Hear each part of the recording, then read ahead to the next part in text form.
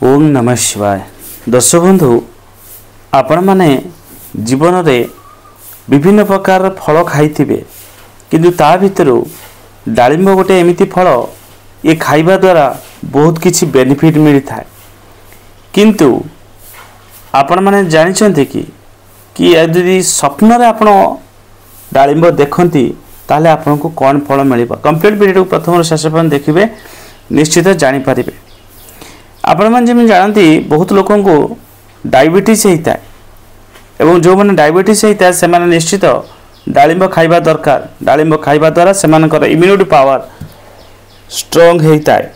विशेषकर पाचन तंत्र बा हजम शक्ति बेसी होता है बा खाद्य आपणकर सहज हजम होबार ये काम करे। ता सहित जो मैंने प्रेग्नेंट लेडी थांती से माने जदि डालिंब खाती गर्भावस्था आपणकर रक्तर अभाव हुए नहीं एवं आपणक पिलार मेमोरी पावर मध्य बढ़े एवं हृदय को मध्य सुस्थ रखे।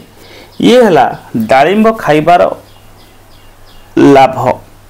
किंतु आपण माने जानिछन्ते कि जदि स्वप्न रे आपण डालिंब देखंती ताहले आपण को कौन बेनिफिट मिलिबो। आपण माने जेमि जानती रात्रि चारिटी प्रहर रही है। ये चारिटी प्रहर रे सबुठ जो पावरफुल प्रहर ता हैला भोर भोर समय पाखापाखि 3टा रु 4टा 5टा मध्य जो स्वप्नटी आपण देखंती सही स्वप्नटी प्रायतः आपणकर सत होता है। पाखापाखि आपणकर 15 दिन मासे भितर तार बेनिफिट आपन को मिलता है। बाकी अन्य जो समय स्वप्न देखा जाए सी बहुत लेट रे हुए, प्रायतः एते मान्य नुहे। दिन तो स्वप्न देखुवा स्वप्न केबे भी सत हुए नहीं, किंतु रात्रि भोर समय जो स्वप्न गुड़िक आप देखती प्रायतः 70 to 80% सत होता है। कारण पूर्वर आभास आपन को मिलता है कि आपण को जीवन में कौन कौन घटिब। भगवान आपण को मध्य जणे दे थाते कि आगामी समय आपण पई केमिति आसुची भलो ना मंद।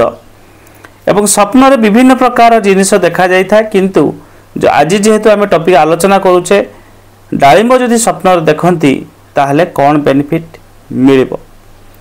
जदि स्वप्न रे आपण डालिंब देखुचंती बा डालिंब खाउचंती बा डालिंब गछ देखुचंती ताहले आपण को धन प्राप्ति योग मध्य हबो। कौनसी ना कौनसी क्षेत्र धन पाइबे बा आपणकर विशेष करी धनर रास्ता खोलिबो। एवं डालिंब को स्वप्न रे देखिबा शुभ ही माना जाइछि, कारण ये फल बहुत शुभ फल। तेणु आपणक जीवन में निश्चित धनर समस्या जदि चालू थाए बा धन रिलेटेड किसी समस्या होता है ताहले निश्चित आपणक दूर हबो, धन प्राप्ति हबो एवं धनर अभाव परिलक्षित हबो नाही। जदि वीडियो आप भल लगे तो वीडियो को लाइक करदे, चैनल को सब्सक्राइब करदे एवं वीडियो को मध्य शेयर करदे। आज रोची धन्यवाद। नमस्कार। हर हर महादेव।